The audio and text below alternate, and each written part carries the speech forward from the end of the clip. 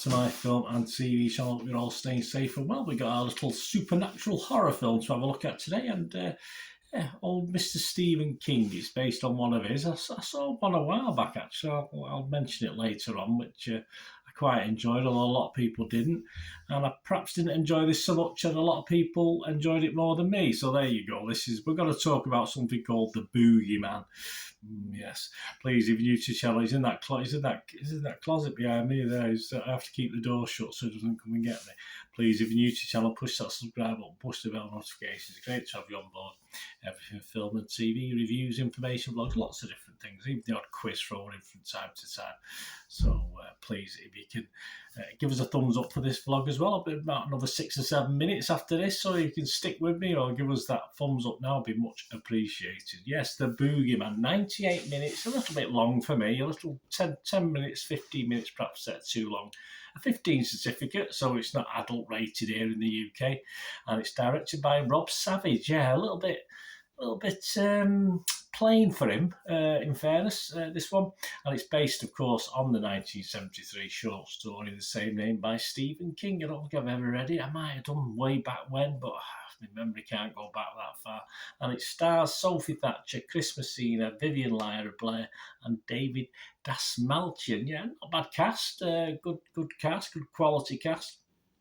The Boogeyman was released in the US and worldwide on and around June 2nd, 2023. I'm recording this on 25th of June 2023, so all comments and scores was at that date. The public, yeah, as I said, generally like it. 3.6 out of 5 on Rotten Tomatoes. Audience, 65% positivity. The audience put their heads together and say, if you don't mind spending a lot of time waiting for things to happen, The Boogeyman is worth watching for some solid jump scares. Yes, I like a bit of a plot, though, with my films, or at least some reason for these things happening. Internet Movie Database, still good. 6,500 scores and reviews, 6.1 out of 10, so that's fine. Metacritic, just a little bit down. Their users at 5.9 out of 10, so just below that magical 6 out of 10 I like to see. That's the public, generally positive. About the critics, well, Rotten Tomatoes, yeah, even more positive, 63% positivity, 6.1 out of 10, and 179 reviewers, so that's not a bad score. 113 fresh and 66 rotten, so just over a third rotten. So there's a fair chunk of people who didn't like it, so I'm not alone, thankfully. Well, I'm not saying I didn't like it, I just didn't really like it. The website's consensus: The Boogeyman might fall short of its terrifying source material, but a spooky atmosphere and some solid performances help keep the chills coming. Well, they keep the jumps coming anyway, the jump scares, as we call them, don't we? Rex Reed from The Observer, he was rotten on this. He said, a pointless, misguided, totally incomprehensible waste of time.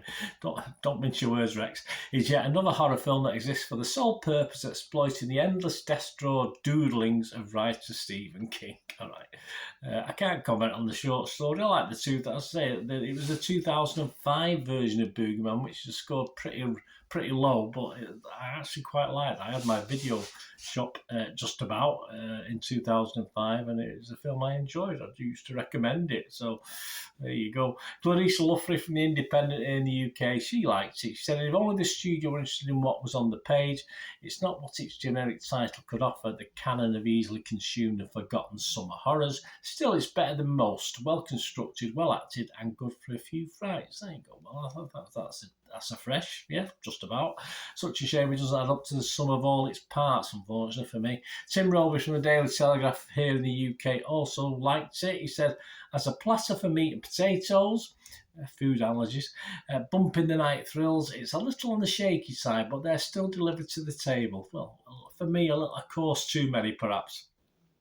Metacritic, the other critic site we look at, assigned this 55 out of 100. So, yeah, not overly convinced. That's 37 critics. There was 17 positive, but 19 mixed, and just 1 negative. It scores 0 to 85 out of 100. Empire's Kim Newman, I don't always agree with Kim Newman. Some of his views on horrors is a bit forgiving, I think. Kim Newman, he probably would deny that. I just think he's very forgiving with films. Give it 80 out of 100. Some host or dashcam fans might be disappointed that Rob Savage has opted for something ostensibly more conventional. He has. But the Boogeyman shows he can also make an involving, ungimmicky ghost story with perfectly constructed menace and mayhem. So I liked it. Yeah, just bland for Savage, as I said, I mentioned earlier, didn't it? Just another jump scare offering for me. Movie Nation's Roger Moore, he likes it, although he gave it 63. He said the story here didn't do much for me and seems like a rickety, illogically pieced together structure to hang this narrative on. But the players and the craftsmanship, the lighting, editing, silences and loud noise, a bit too dark for me most of the time. They make up for that and deliver those frights we ordered the moment we bought a ticket. Pretty on the outside for me, not so much on the inside. The Daily Beast, Nick Shager, though he didn't like it, only gave it 40s. Well, didn't totally dislike it, but wasn't overly impressed. Rob Savage's adaptation of Stephen King's 1973 short story is as stereotypical as they come. I have to agree. So devoid of originality that the most pressing emotion it elicits is pity for its leads, Sophie Thatcher and Chris Messina, who deserve better than to be put through this paint-by-numbers ringer. There you go, Nick. Nick wasn't happy. Very vociferous, the anti this, aren't they? It does, for me, offer very little to the genre and very little as far as good Stephen King adaptations. I don't think it's that good. So not a disaster, if you think this is my words now. I was confused by the better marks for this. What I thought was a mishmash of a story, in fairness. It never really satisfies over and above the jump scares it throws at you from time to time. It is well acted, it is well set out, but it's just a plot that's weak for me, and a poor eventual conclusion as well. Just a waste. You know, it's one of those films you think, well, why did I bother watching it by the end? Because you just get back to square one. But hey, there it is. Rotten Tomatoes, I would be rotten on this. If I've only got fresh and rotten, I'd have to go rotten. Metacritic, I would say I was mixed on this one. And I will give it a score, so it does warrant a score. And anything that's total disaster, I don't usually score it because I don't want to go 4 out of 10, 3 out of 10, 2 out of 10, 1 out of 10, none out of 10.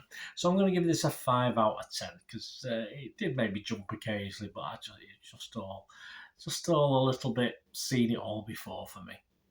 Have a watch that other Boogeyman if you get a chance. It must be available somewhere. So I used to have the video of that, and back in the day, but well, probably DVDs then, wasn't it? In 2005, yeah, probably had it on DVD. But I did also have the posters, but I think they're gone now for that original Boogeyman. I think I've sold them all. So, oh well, I'll have to have a look. I'll have a look round.